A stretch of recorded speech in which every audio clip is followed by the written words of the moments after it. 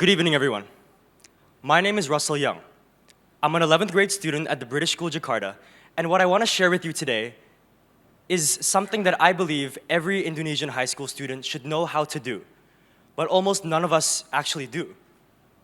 For most people, the thing that drives them to make a change is a tragedy or a passion.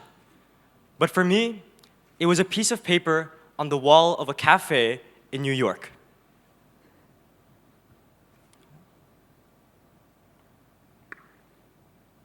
It read, "Availability of CPR equipment." A small, laminated sign casually taped above the coffee brewer station. The kind of thing that nobody really notices. But it stopped me. Because in New York, CPR equipment in a cafe is apparently so normal that they can post signs about it. And then I started to wonder, when was the last time I saw something like this back home? This is an AED, an automated external defibrillator mounted inside a public bus in Singapore. Not a hospital, not a clinic, a public bus. Now think about that for a moment. Did anyone see an AED machine when you walked into this building today? Anywhere?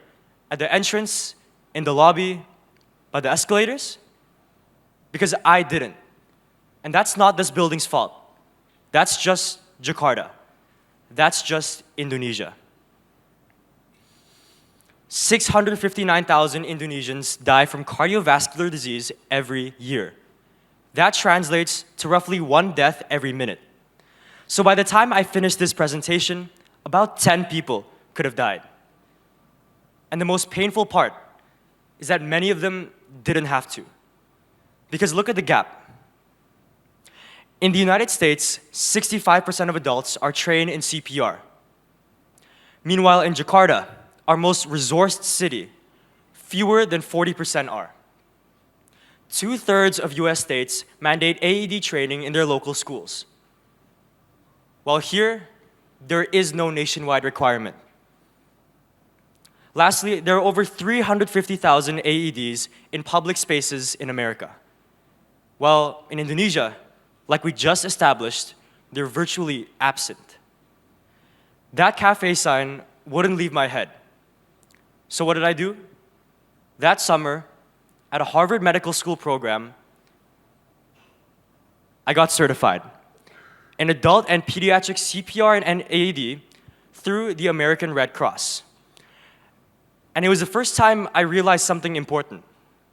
The thing standing between someone collapsing and someone surviving isn't a medical degree. It's as small as a 2-day course. So then I asked myself, how can I make a change one classroom at a time? Back in 2024, for my MYP personal project, I ran my very first CPR and AED workshops for students at British School Jakarta. Just a few sessions, just my own peers. Small scale, but it worked. And it planted the seed for everything that's come since. Because what started as a school project has now become something much bigger. That bigger thing is the Beatkeepers Collective.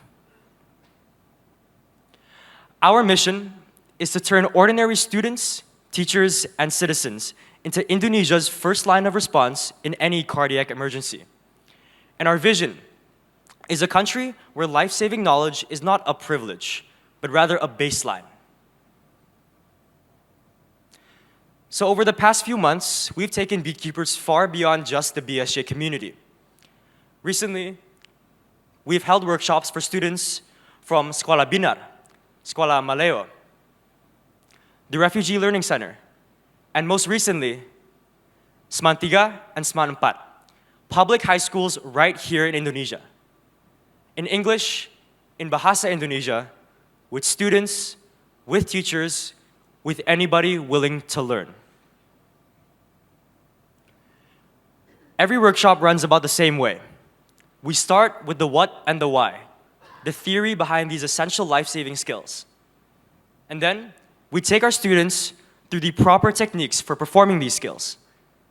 Then, we give them opportunities for proper hands-on practice with real mannequins and training AED kits. Finally, scenario drills, where students are given a bunch of different medical scenarios and have to think under pressure, coming up with a response in front of their peers, just like in a real emergency. And here's our impact so far. We've trained over 200 participants across more than 10 schools in more than 15 productive sessions. Students and teachers side by side. We want to emphasize something important.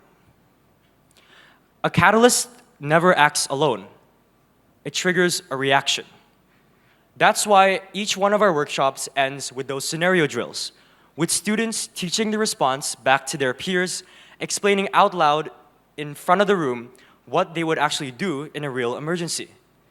They become teachers in that moment. And it's precisely why we train teachers themselves too.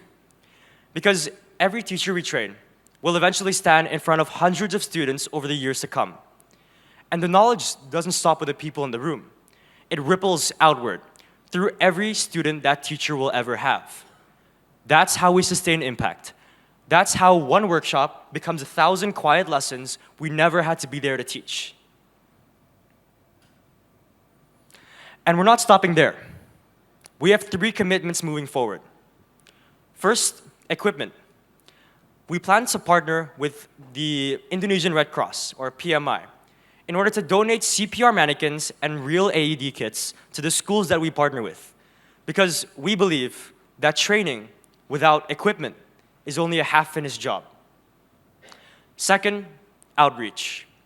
We're expanding to more underserved schools across Jakarta and Indonesia.